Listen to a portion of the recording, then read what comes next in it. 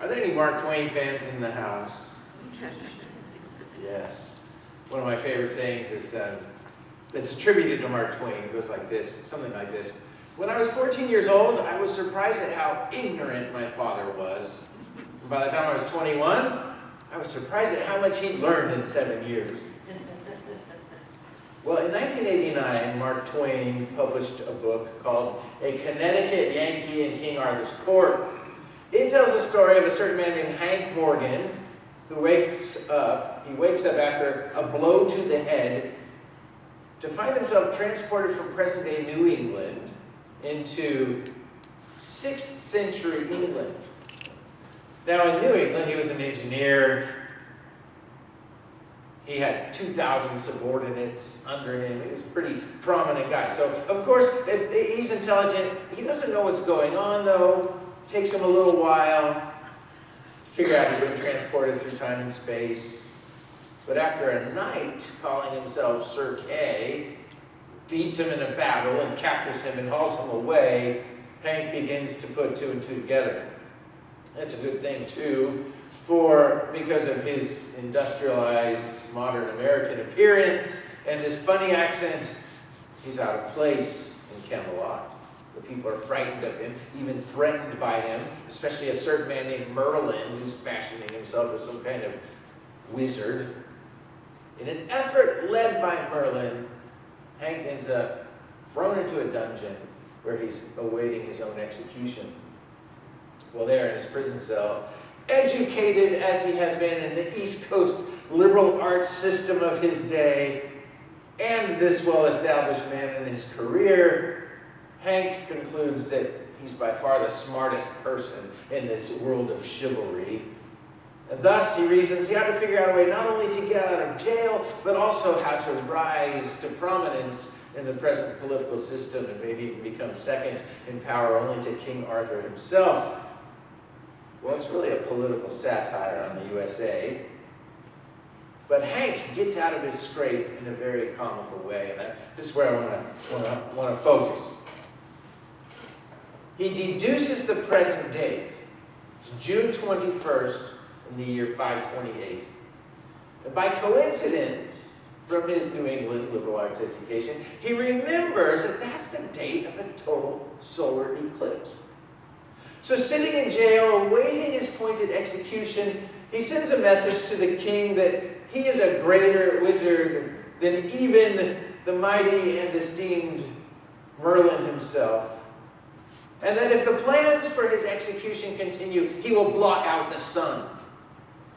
Merlin, wanting to maintain his reputation as the only true wizard, who we actually find out later is more of a scam artist than anything else, he calls Hank's bluff, giving him 24 hours to make good on his threat.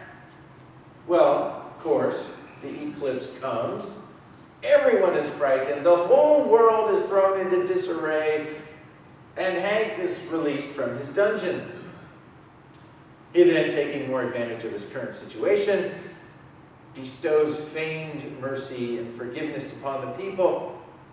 And just before the sunlight begins to come out, he looks at the sun and commands it, "Come back!" Which it does.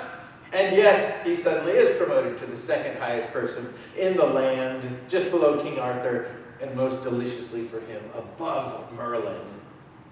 And he's given a new title, the Boss. Well, I commend that book to you. Read it. It's very funny. A good satire on American history in that day as well. But that eclipse, throughout the history of humanity, eclipses have done this. They've thrown the world into disarray. And of course, Mark Twain is pointing fun at that. But people have seen them and other astronomical phenomena as portents or as omens of coming disaster. Even in our more modern world than Mark Twain's, this year on August 21st, do you remember? We had a total solar eclipse go over part of the U.S. And it was mostly fun, but it was kind of a frenzy. But there were even some evangelical leaders that pronounce this some kind of judgment with the portent in the sky. It's still happening today. It still throws our world into a little bit of disarray. Interesting. Well, last week's message brought us to the conclusion that we are a kind of John the Baptist to the world. Like it or not, whether we realize it or not, we are John the Baptist. John the Baptist came to prepare the world, his world, for Jesus. Advent is a time of preparation. Likewise, we have been called to prepare our world for Jesus. Well, today's gospel tells us a little bit more about John the Baptist. And thus, since we are John the Baptist to the world, it tells us more about us. So it starts out, there was a man sent from God, whose name was John. So for one thing, today's gospel tells us that John stood on a kind of threshold between the cosmic and the concrete. Right? God exists outside of time and space, but then God comes into time and space in the incarnation. John was sent by God to announce Christ in this incarnation. So we stand there too. We've been sent from God, who dwells outside of time and space, into a particular time and place, into this context. The church is really at once a divine and human institution. Now the gospel continues. He came as a witness. This word witness, we also say testify or testimony, or sometimes the word evangelism. That's a dangerous word. We don't like the word evangelism anymore. It's taken on different meanings to different people. Probably a different meaning than it originally had. But evangelism is good news. Like it or not, it's part and parcel of who we are. It works in both active and passive ways. We can go out there and share the good news. We can knock on doors, like certain missionaries that walk around the neighborhood. Or we can, go out and be the hands and feet of Christ with service projects and outreach. Or we don't have to be proactive about it. We can be, retreating into our own little sanctuaries of Bible study and prayer. Whatever we do, active or passive, we're conveying a certain message to the culture around us. That's a kind of evangelism. It's who we are. People are watching us. The culture watches us. They want to know what the Episcopal Church is going to say about this or that or the other thing. Well, again, the gospel continues. He came as a witness to do what? To testify to the light, so that all might believe through him. He himself was not the light, but he came to testify to the light. So a third observation from the text, like John the Baptist, we testify to the light, and yet we are not the light. We reflect the light of Christ, much as the moon reflects the light of the sun. The light we shine is always secondary to the light of Christ. You can see where this eclipse image is starting to come in. But this leads to a fourth observation. Maybe it's better to call it an anti-observation, because it's not really stated specifically in the text. It's more an implication. The text doesn't say it, but today's gospel brings to light, pun intended, a way in which we are not like John the Baptist. Because John the Baptist never eclipsed Jesus. But we tend to eclipse Jesus all the time without realizing it, I think. And eclipses, as Mark Twain reminds us, they tend to throw the world into disarray. The world's watching us, but if we're eclipsing Jesus, what kind of message are we conveying? So, in the rest of today's discussion, I just want to explore this a little bit. How do we eclipse Jesus? From the text, we see a way, in particular, identity. When delegates of the religious establishment asked him, "Who are you?" John replied with who he was not. That's his first answer. I am not the Messiah. So again, he's asked, well, who are you? Are you Elijah? Are you a prophet? He says, I'm not. I don't know. And finally he's asked, well, who are you then? We need to bring an answer to those who sent us. He actually quoted the scriptures. I am the voice of one crying in the wilderness, make straight the way of the Lord. So John said really nothing about his own identity, but at the same time he identified himself with Christ and God. John's identity is fully in Christ, not in himself. And likewise, since we are John the Baptist to the world today, and since we bear witness, whether we realize it or not, our identity is also in Christ. But how much of it is in Christ? I think, unlike John the Baptist, our identities often get very wrapped up in self. And this is a part of our culture. Everywhere I look, I'm told it's all about me.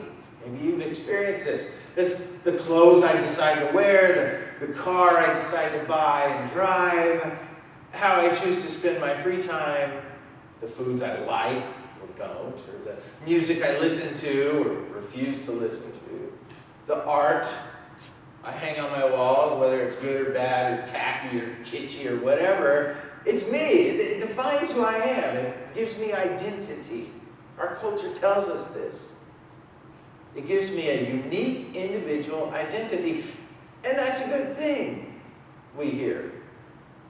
But there's a sort of an irony here. Because John the Baptist, I think, it's safe to say, was more an individual than any of us in this room. Right? He walked around in a patchwork quilt. Not quilt, patchwork robe. He ate whatever protein he could find. I'm sure he was unkempt. So here's the irony. We value individuality as a culture, yet if you or I were to walk around Temecula like John the Baptist, an eccentric, unique individual, we'd be stigmatized precisely because of our individuality, our failure to conform to the norms. And that's because there's a key difference, I think, between John's individuality and ours. John, I like to say, he's an individual by coincidence, just like Elijah or Ezekiel or some of the other prophets. They're very unique individuals. But it was more coincidence. They just happened to be individuals. We want to become individuals by intention. We try. So in all his camel hair wearing and insect eating, John wasn't focused, preoccupied, or absorbed with himself. He was focused on Christ. Yet with us, with our modern culture, it's in the church, it's outside the church, wherever you look, it seems that it's almost all self-focus, self-preoccupation, and self-absorption. That's what characterizes our culture. We want to convey an image, an identity of confidence and togetherness to everyone around us. So for us, our identity is all about this image, being together. How we come across to our world, how we are seen by our world in our own unique individual way. Which is really why none of us wants to walk around looking and smelling like John the Baptist. So we've been talking about identity a little bit in terms of us as individuals. But this applies just as well to us as a corporate church body. Our identity as a church, yes, by definition, it's wrapped up in Christ.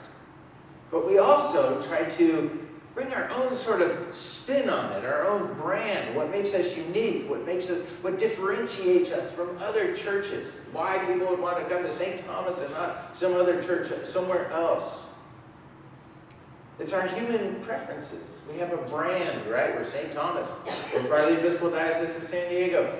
We're part of the Episcopal Church. We have a particular theology.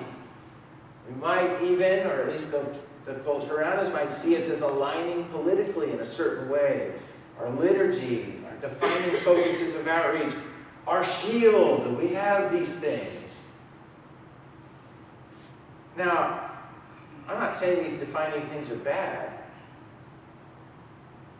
but our focus ought to be all wrapped up in Christ, not on ourselves. John didn't care a lick about his image.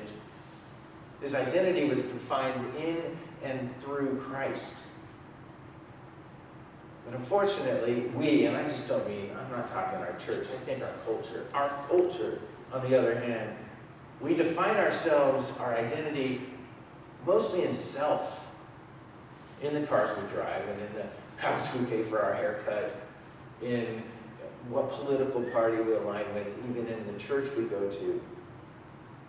We define it mostly in self and only very little in Christ.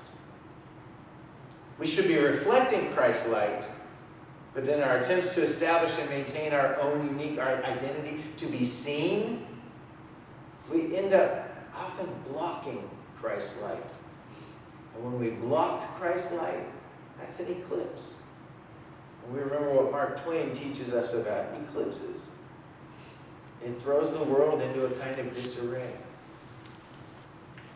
Well, we are John the Baptist today.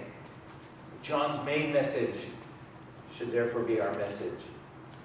We must decrease in order that Christ may increase.